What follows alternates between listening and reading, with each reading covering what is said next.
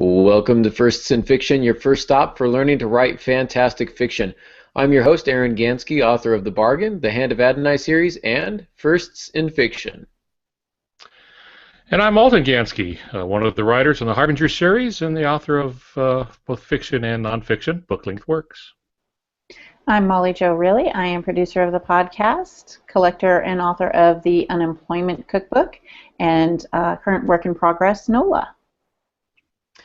And a reminder to those of you listening to the audio-only podcast, you can watch us live on YouTube or on Google Hangouts on Tuesday nights at 6:30 p.m. Pacific Standard Time.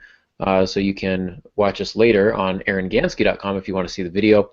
Otherwise, add Firsts in Fiction podcast at gmail.com to your circles, and we'll get you a notification of when we are recording. So you can join us live and participate in the chat room and ask us all sorts of questions and make suggestions like, why don't you get rid of that Aaron kid, or maybe suggesting a topic for next week since it's our wild card week next week. And you say, but wait, Aaron, you said that this week was going to be your wild card week, and I was sorely mistaken. So this is what happens when you don't check your notes thoroughly. So we do have one more character thing to talk about tonight, which is character motivation, a very important aspect of character that we've not yet touched on.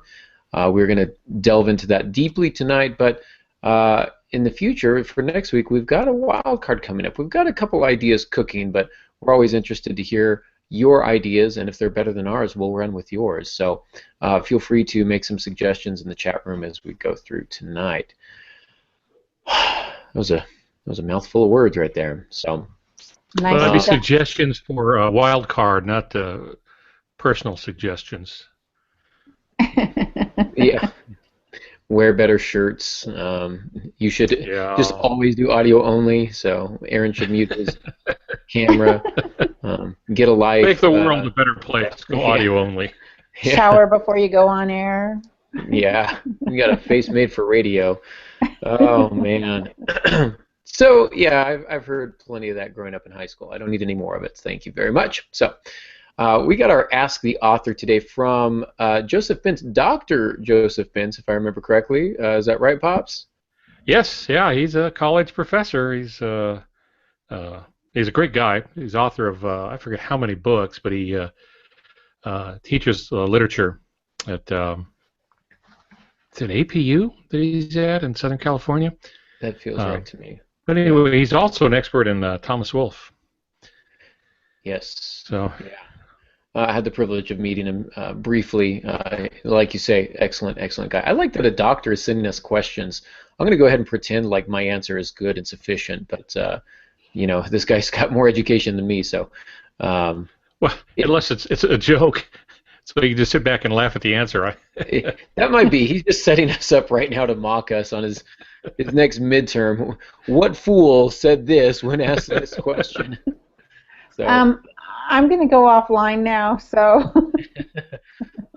well, there's no intimidation here whatsoever. Yeah. So, well, Dr. Joseph Bince, he wants to know, when you're writing historical fiction or any fiction that requires heavy research of a subject, how do you keep the researched information from overwhelming the story itself? And this is a really tricky one. It's a fine line to walk.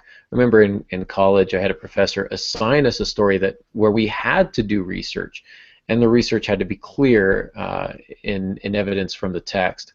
And so I did what any new writer would do, is I researched everything, and I didn't exactly copy and paste, but I paraphrased the information that I found, and I threw it into this document and this story, which you can find a very revised version of the story in The Bargain, by the way. And this was one of my first drafts of Leaving Tennessee, and loved the research that I did, and I found out about the town near where I grew up, Oro Grande, and a lot of history there. But unfortunately, my characters sounded like brochures, like travel brochures. If you look to your left, one of those things, and it got to be a little hokey. And so one thing that I did is I just had one character call him out on that. I'm like, you sound like a travel brochure right now. I felt a little bit like that was cheating, and so I think I further revised it. That line might exist somewhere in The Bargain, but I think I've trimmed the other 14 or 15 places that it had appeared because I wanted to put in all that research. Here's what it boils down to for me as a writer. You need to leave the relevant information in there that the reader needs to know on a need-to-know basis. They need to know it. That information should be in there in a very natural way that your characters would naturally talk about it. You don't want to make them sound stiff and, did you know that in 1922 and blah blah blah blah blah, the Great Flood of 1922. Instead, you just simply say, since the flood hit in 22, we haven't had a decent rain or whatever it is. So you find ways to try and streamline it, make it natural to the characters, and you only keep the information that is relevant to the story. And no matter how much your heart loves the other research that you've done, you can stockpile that into another document and save that for a different story. That's how I tend to handle it. How about you, Pops? Yeah, you really hit the nail on the head when you talk about the difficulty of not putting that information in because we do the research.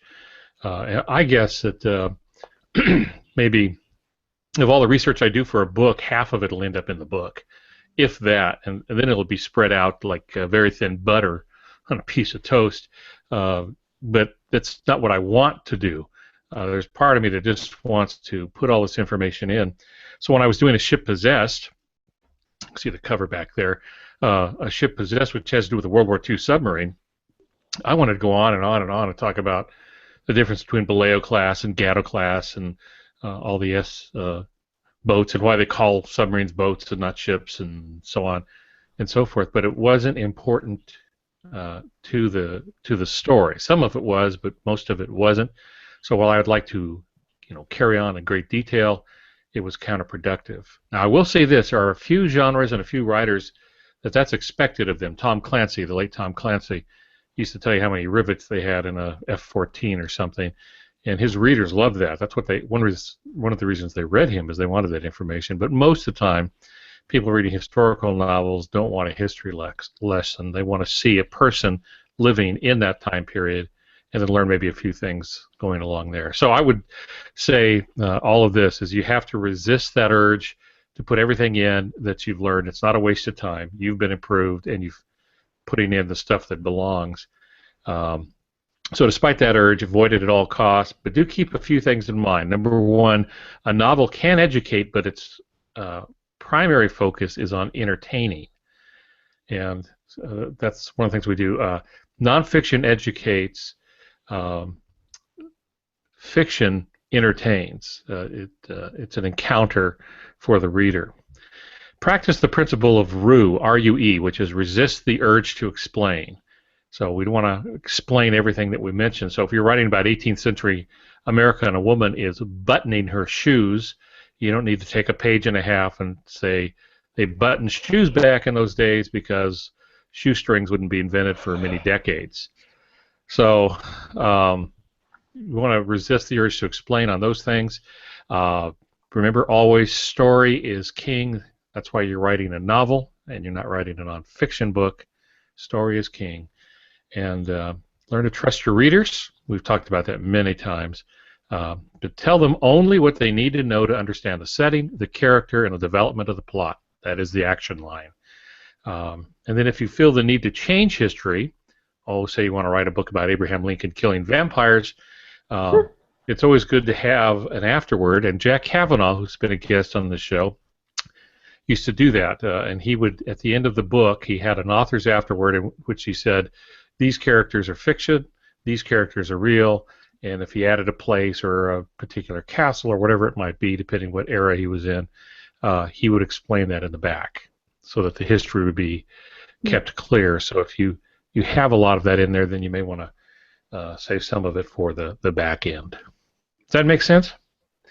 Yeah, it does. A lot of good points. I had something else that I was going to add to that, and I don't recall. Oh, I know what I was going to say.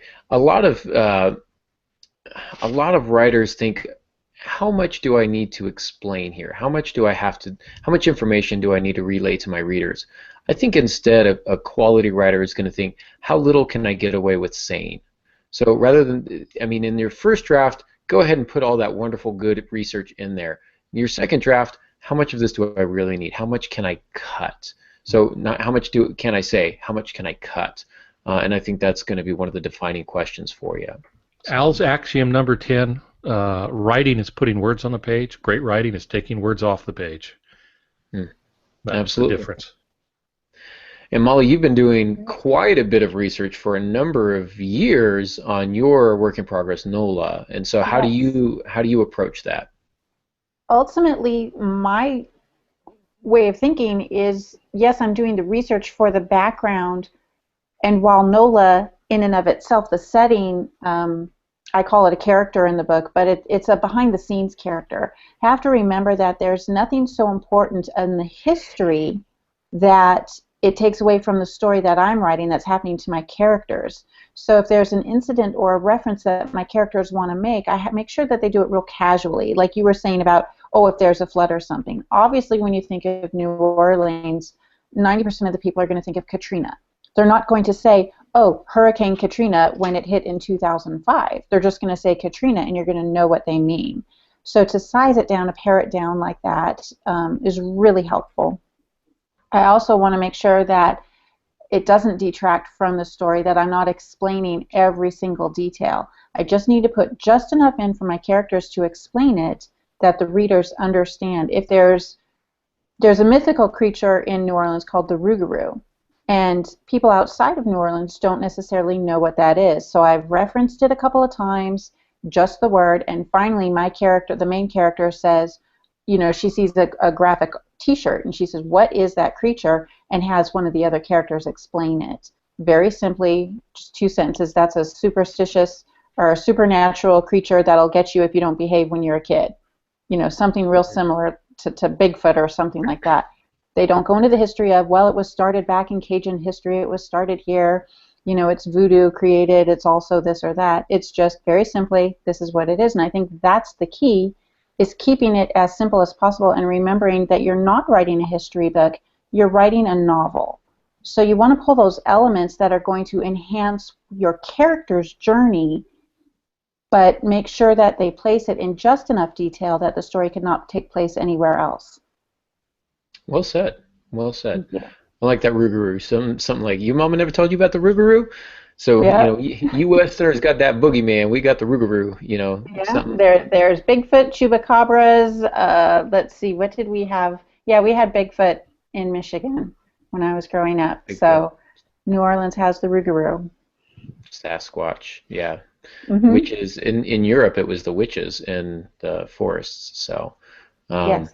yeah, we could spend maybe that's our wild card. It's talking about fictional, mythical creatures. So that could be fun. But That would be a lot of fun. yeah, that would be probably too much fun. But anyhow, we're moving on. The importance of motivation for your characters. We've talked about characters' mentality and, you know, their psychology and their physicality and their spirituality, and now we're going to talk about their motivationality.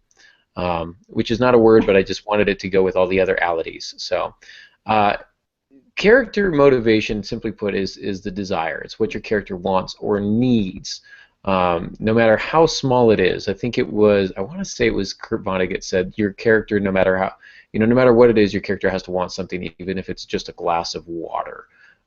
They have to want something. They need something in order to progress. As a matter of fact, you cannot have fiction without character motivation. The way that I define fiction is that you have your character and you have the object of their desires, and then you've got something, a wall in between them. That's your conflict. So without conflict, there is no fiction. Without desire, there is no fiction. You can't write a story about a man who doesn't want anything.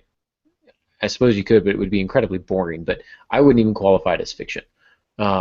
Instead, what is it that they want? I've read stories like that. People have read, oh, you know, this guy, he's okay, he's happy, he doesn't want anything. Then why do I care? Why am I reading this book? So they've got to want something. They've got to need something. This is true for all of your characters, I would say, including your minor characters. I am going to do a little bit of a distinction here between, you've got your protagonists, you've got your antagonists, those are your primary characters, but you're also going to have some supporting characters, what we might call minor characters. I want to differentiate between them and what I like to call walk-ons, right? If you're watching a movie and they're a named character and it has the actor right there, they should probably have a motivation.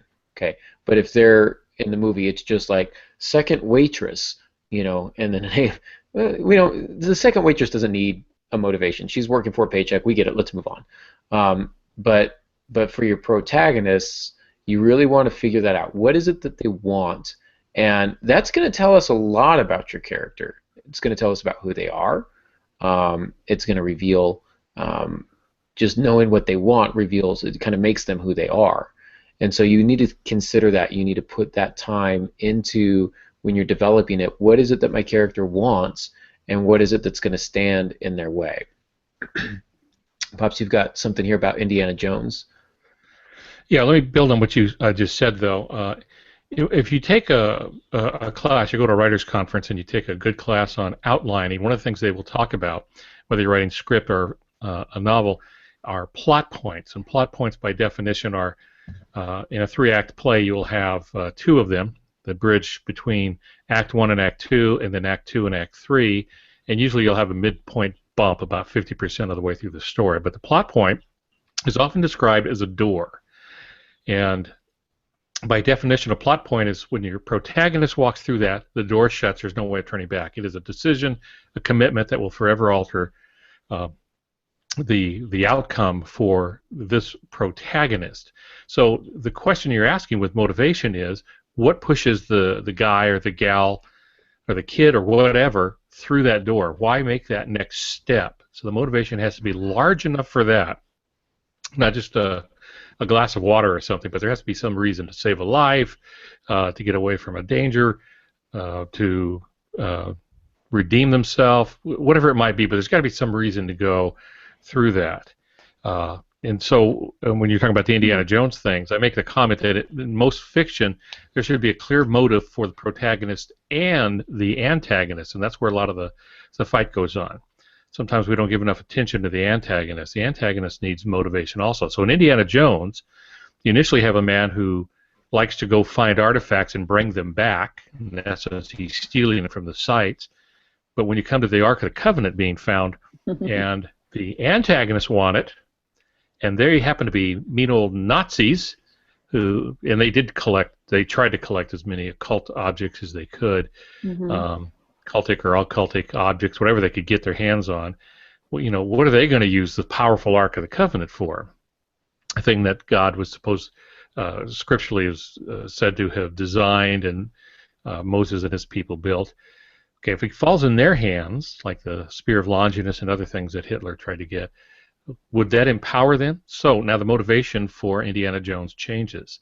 His motivation isn't for him just to get the Ark of the Covenant, it's to make sure that Nazis don't get it. The Nazis have a motivation. They want to win the war, and they think this thing may help them do that.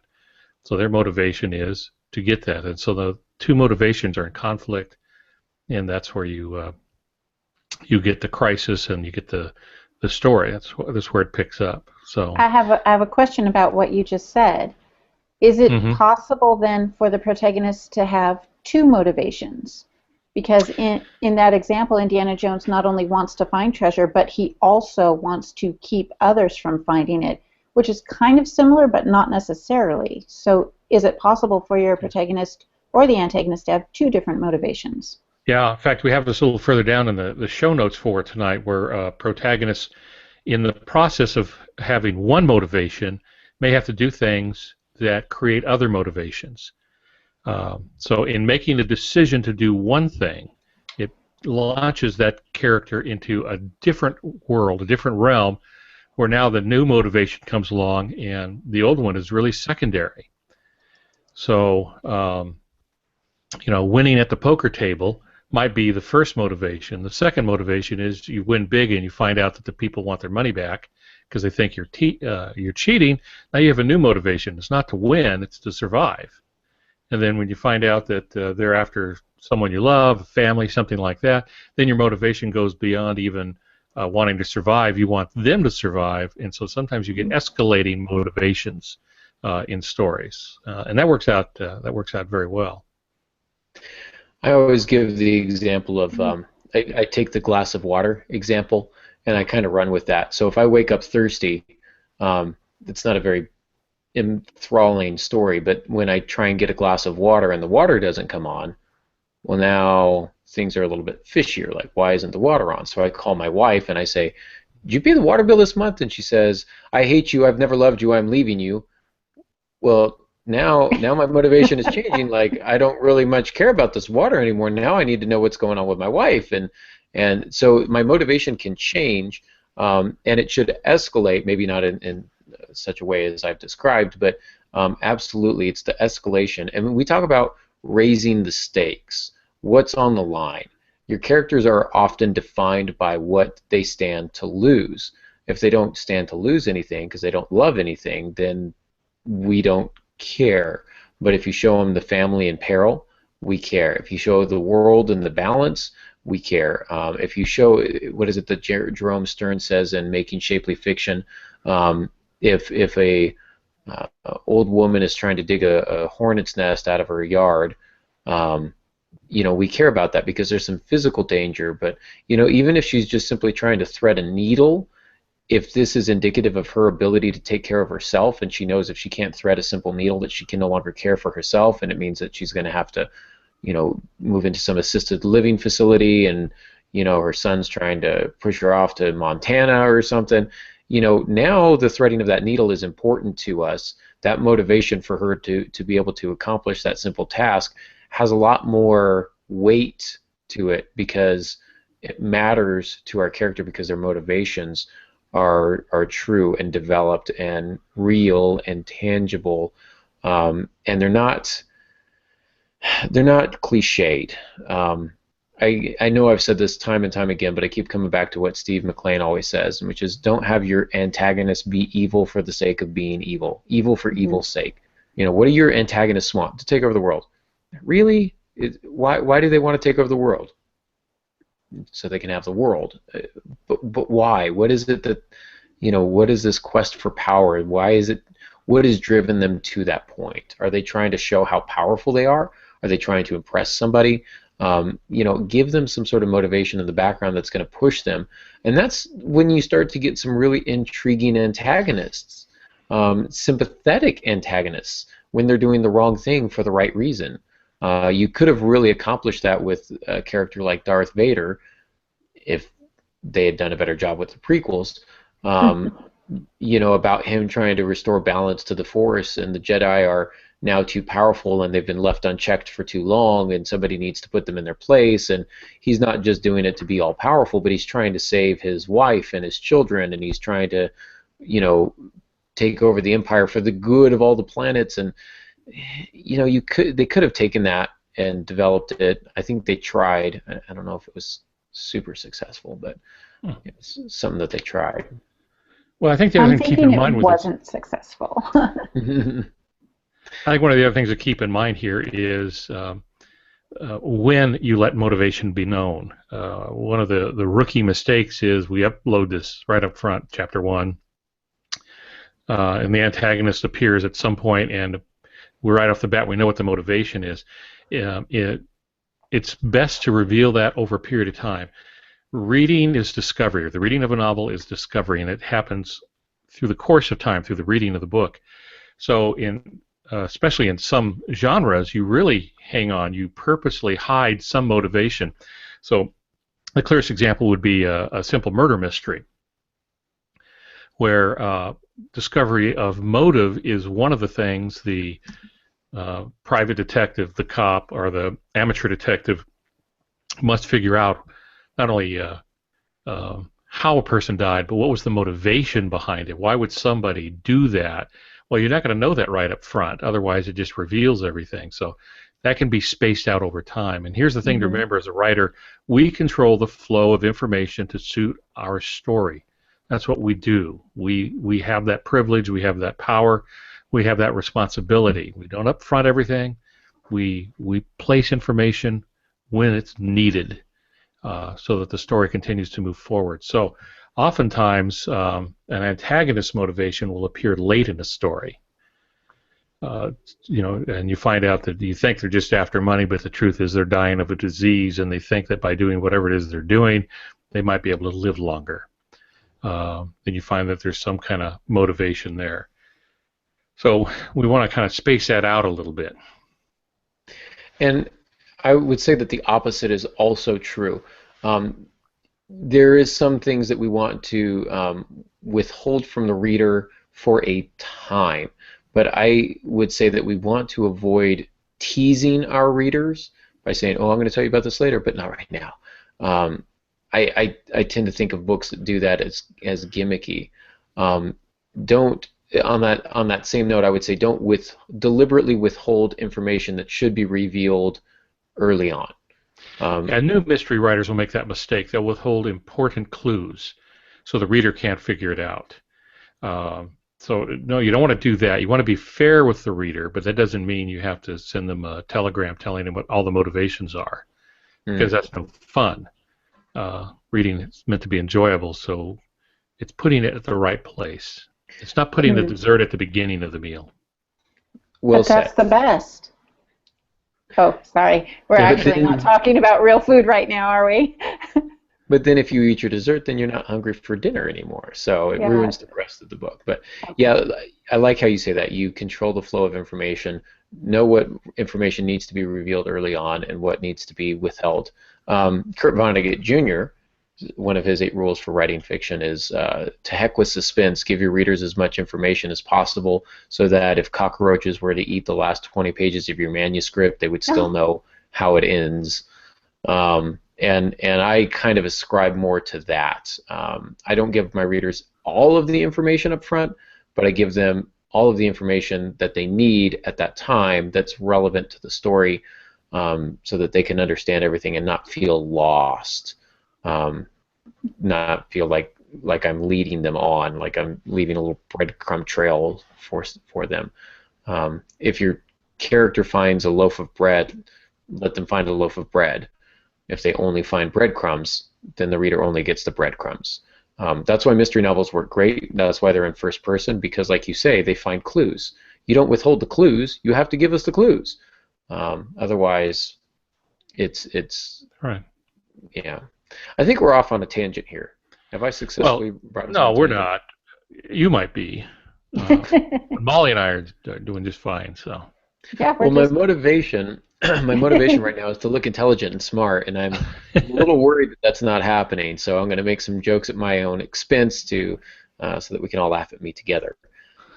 okay. 1, 2, 3. Ah ha ha ha ha ha. Oh, wait, nobody else joined in. Sorry, Aaron. Yeah, well, don't you feel lonely?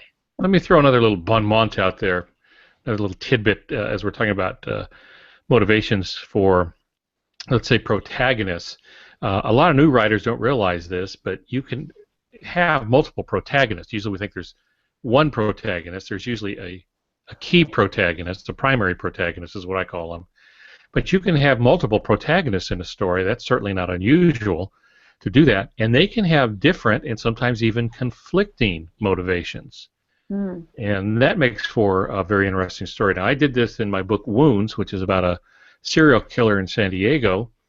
And we have 2 people looking for him, one who wants nothing to do with it, and he's a theology professor at a seminary, and the other is this hard-boiled woman, police detective, homicide detective, and as you read the book, you find out there's connection between the 2 that they don't fully understand through this, but they have different motivations in trying to hunt down this bad guy, and they need each other to be able to do it. But I've got one character who wants nothing more than to be out of the whole story.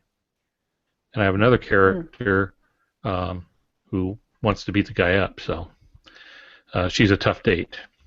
And with that, but you can have these different motivations. And when you do that, then the reader begins to think, what happens when these motivations, they don't think about it this way, but what they will sense is that at some point, these 2 motivations are going to intersect and there's going to be a problem. There's going to be some heat with all of that.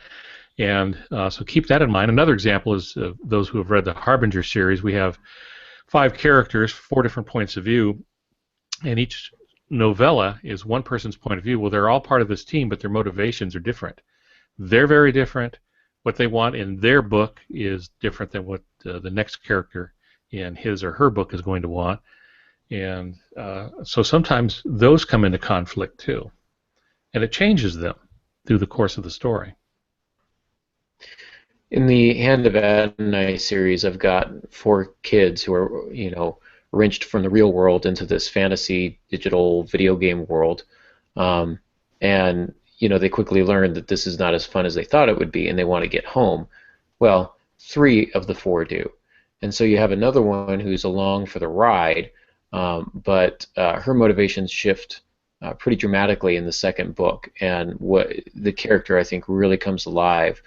Um, but that's, I think, one of the dynamics that's intriguing is that at some point they're all working together, but you realize they're not all working together because they all want the same thing. And so that's really kind of fleshed out a lot more in book two and some of the later books. Book two is going to be out this year, by the way, so that's exciting.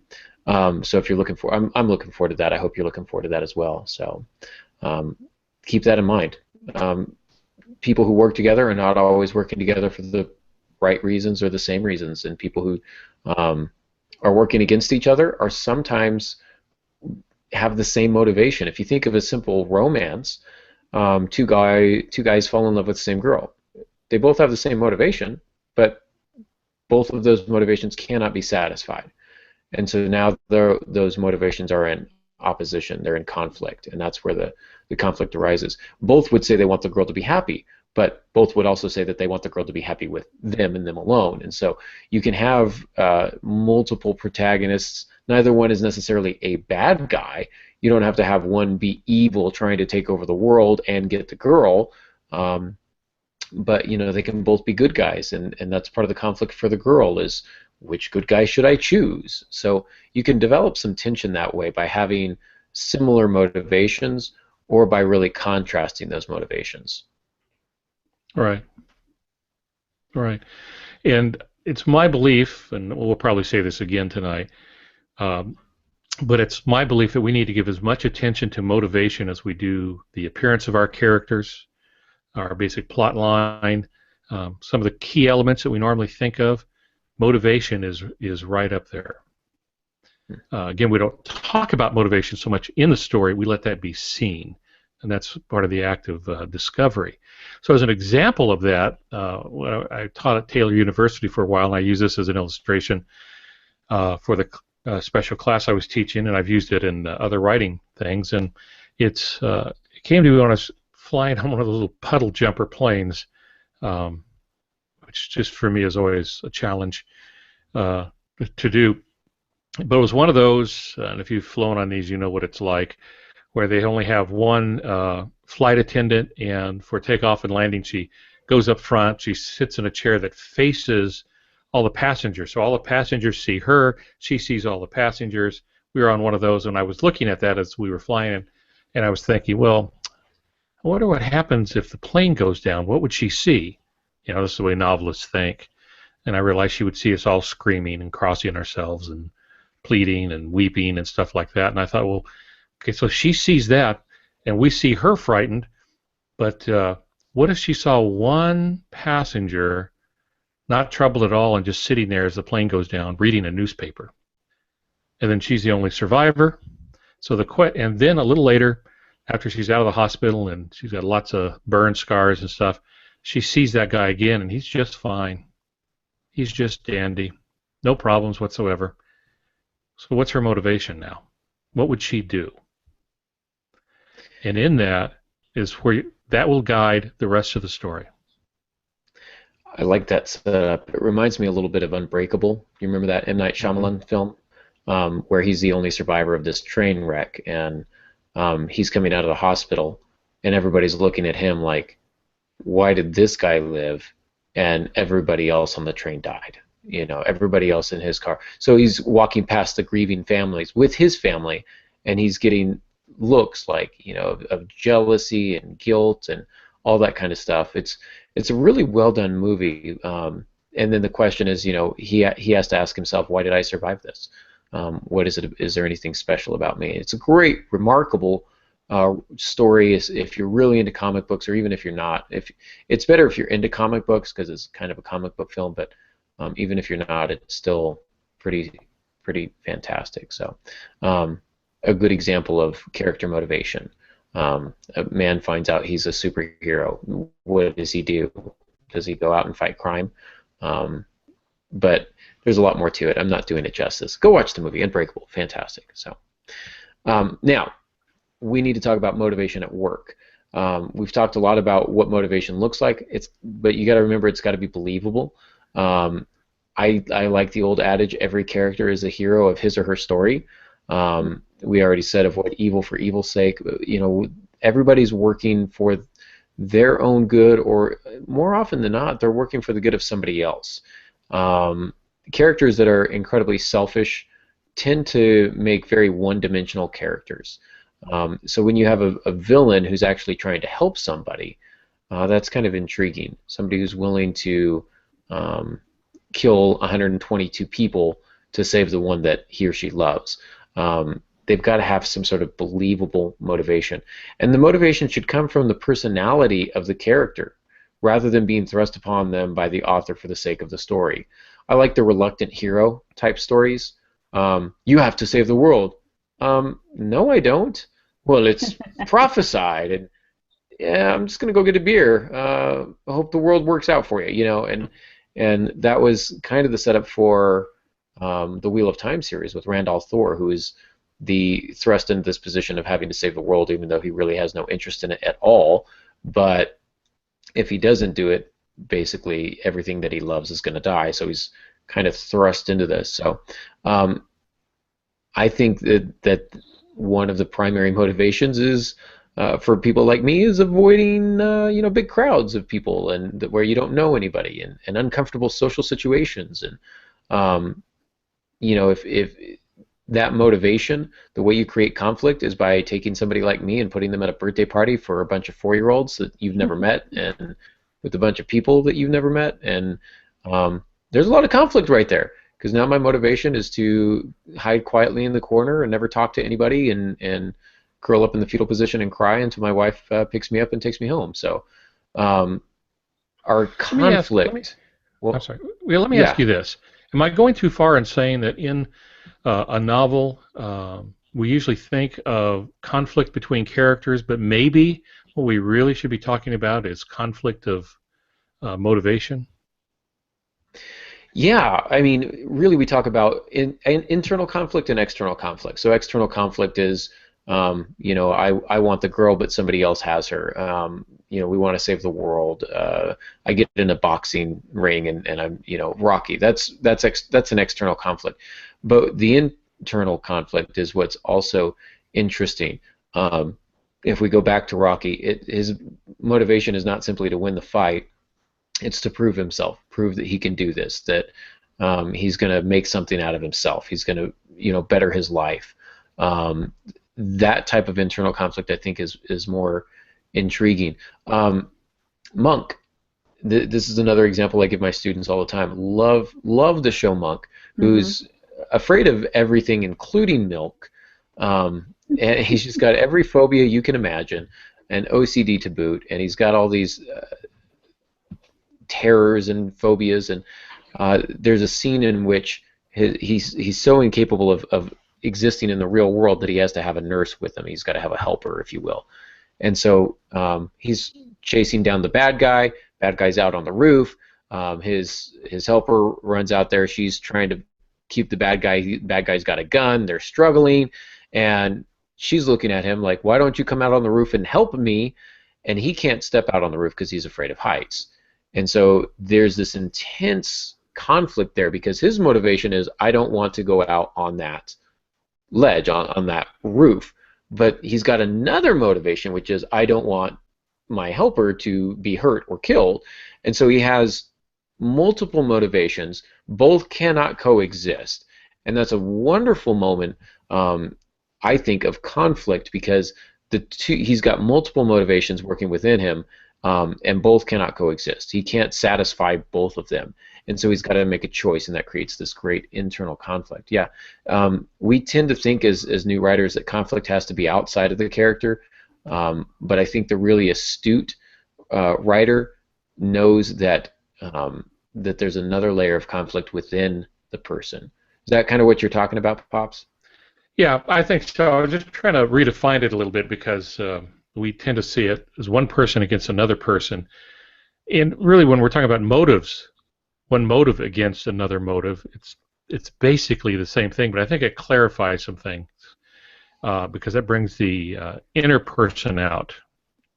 Once you know what the motivation is and why that motivation is there, but maybe the sense of all conflict is centered on a conflict, a butting of heads of emotions, where they just can't be there. Of course, when you have it internally, when it's just one person with conflicting motives inside, then you get Monk, who wants to be well, but he doesn't want to change. But if it's Monk's motivation to stop the bad guy because he has this high moral sense and to protect those who are his friends, then sometimes he has to put one aside for the other, like crawl into the sewer, I think, which he did in the first episode or something, because that motivation is stronger than the other one. It doesn't heal him, it gives him all kinds of grief, but nonetheless, he's willing to sacrifice one for the other, and that builds character. Now we see him as a noble character, deeply flawed. Another example from Monk, just a terrific study of character, by the way, is the setup is that his wife was murdered, and so for the first 6 seasons or whatever it is, he's looking for his wife's killer. Finally tracks him down, and the guy's in the hospital, and he's dying, and he's just in agony. And he's got this morphine drip, and so he finally confesses to Monk, "I'm the one who did it. I was put up to it by the mob," or whatever it is, and so he has this cathartic release, please forgive me. And Monk walks over to him, and he says, "This is me turning off your morphine drip." And he turns off the morphine for a little bit, and then the guy is just in absolute agony and writhing. And he goes, what is his wife's name? Trudy, isn't it? Trudy, yeah. And he goes, good one, good one, Molly. He goes, I love that show. Yeah. He says, "This is Trudy turning it back on," and he restores it. So he's still a good character. He's still a morally just character because he does turn it back on. But the simple dialogue is, "I'm a mean guy. I hate what you've done to me. I want you to suffer." But Trudy was not that kind of person. Trudy would not want you to suffer. She would forgive you. And that's just such a wonderful moment. So of, again, conflicting motivations. Because here he's motivated to make this guy suffer as he's suffered, but he's also motivated by wanting to honor the memory of his deceased wife. And so, again, there's two motivations working together, or against each other, rather, can be very, very powerful. Very powerful. I think of a simple high school setup. Okay, you've got a guy like me who wants to sit there quietly and do my studies and get back home and not have any trouble. And then you get the stereotypical jock who's bored, doesn't like class. This is boring. So he's going to start picking on the nerd, right? Or he's going to pick on somebody he knows he's going to get a reaction out of, right? He's going to pick on somebody who gets angry real fast because he'd rather fight than sit here and listen to the teacher talk. I'm not just saying this because I have this situation in my class every day, but you can see those different motivations playing out. One wants to be left alone, the other one wants to instigate, and so those two cannot coexist, and so that's where we get the conflict. You have anything?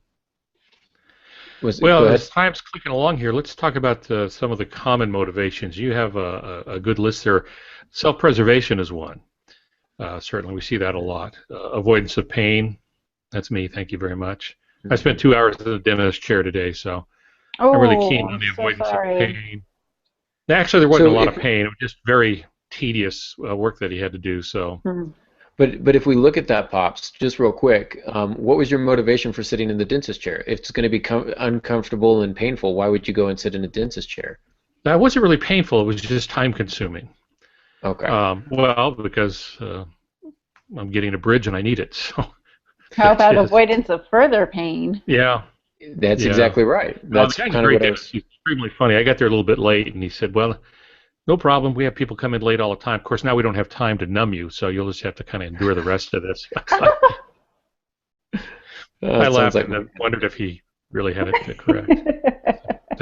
Now you're just going to numb one tooth, let the other one. Yeah. And then he said, "Yeah, it's not even going to be the one I'm working on either." So Oh gosh. just really a funny guy. He's very good at what he does. But anyway, yeah, self-preservation, so the avoidance mechanism of pain, punishment, that sort of thing. Protection is why criminals run. Hmm. Hmm. And protecting reputation as well. You want people to look at you, so you're protecting your reputation. You can protect yourself. You can protect others as well, for Right. sure. Right. Um, there's love, romantic love, friendship love. We can talk about the what is it, the eros, philos, and agape, the different types of love. You know, the unconditional, the friendship love, the brotherly love, the romantic love. For those not Um, familiar with Greek, that was Greek. So mm, it's Yes, all it Greek to me. was.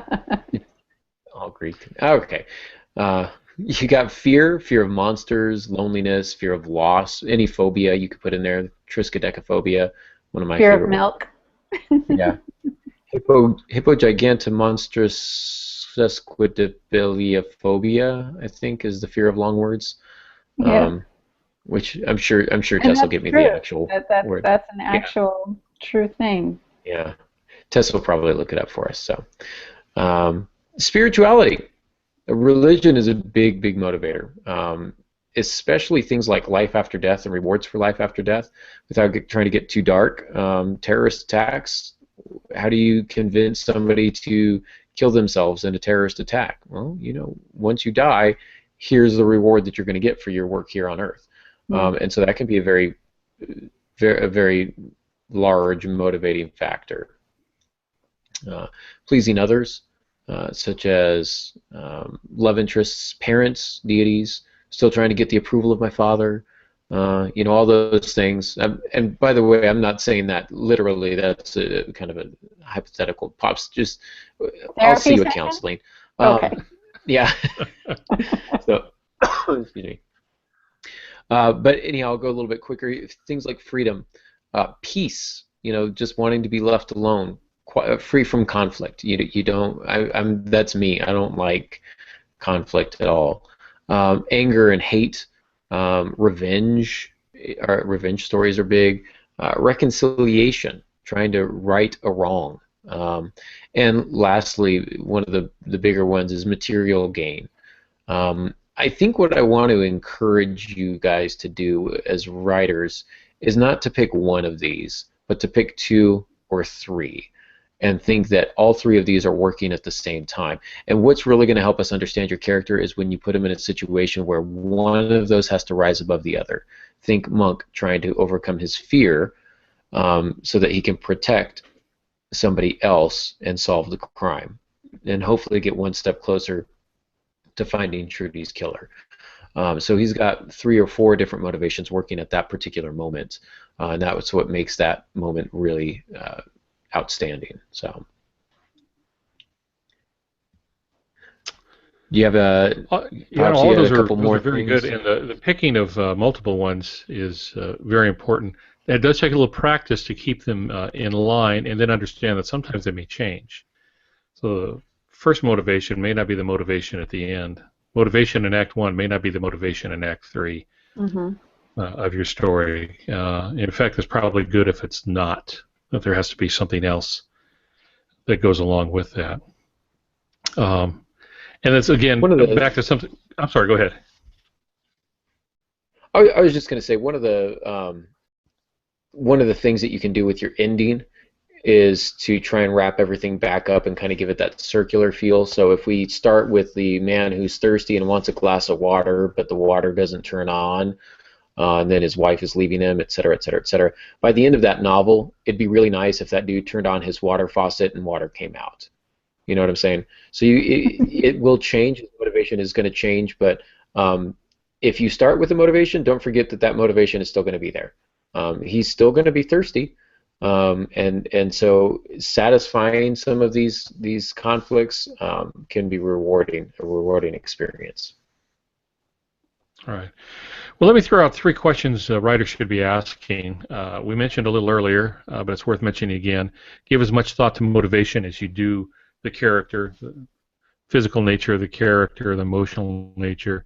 Give a lot of thought to the motivation of both protagonists, antagonists, and if there are others that have conflicting motivation that may hang him up, give that some thought, work through that, make it a priority. But I think there are three basic questions when it comes to fiction writing. The first one is the what if question, and all stories begin with a what if. It doesn't matter. The old man in the sea. What if a man who's beyond his years in fishing goes out by himself much farther than he should, and then on a hand line catches a marlin? What if that happened? What would that look like? Why would he do that? That leads to the other things. Which leads to the second one. You go from what if to why bother, and this is where the motivation comes in. Why should the protagonist bother with it at all?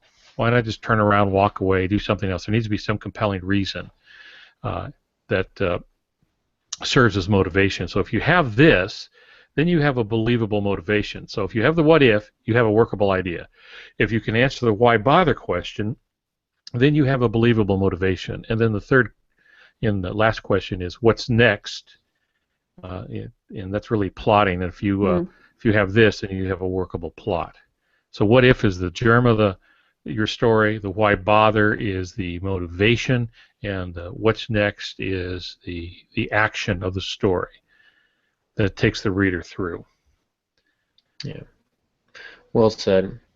Well said. So that's what we got here for character motivation tonight. Molly, how about the room? I saw some people chatting in there. Do we have any questions, comments, suggestions? Well, let me start down at the bottom and read up. Computers were going a little bit slow today, so I hope I got everything. Tess was quite chatty as usual. She said she knows with her historical fictions, she tries to use just enough to give enough information from research to give it a feel for the period. So that was answering the Ask the Author question. I quoted some quotes from you guys, from both of you, so I'm going to put those out on social media and Twitter later. So thanks for the good taglines that we'll be using later. Tess was also quoting, her very favorite actor is Tom Hiddleston. And she quoted him. He says, "Every villain is a hero in his own mind." And that is all the chat that we have. Was that Loki, the guy who played Loki? Yeah. Yes. Yeah. You know, people confuse the two of us all the time. You know, I get taken for him all the time. I know. When I first saw you, I was like, dude, Aaron, you didn't tell me your dad was a superstar. And then it was Al. I'm a professional liar. I write novels, so I might as well go with this one too. I was going to say superhero, but Loki's not really a hero. He's kind of an anti-hero. He's a supervillain. He's a hero in his own mind. He is there you go.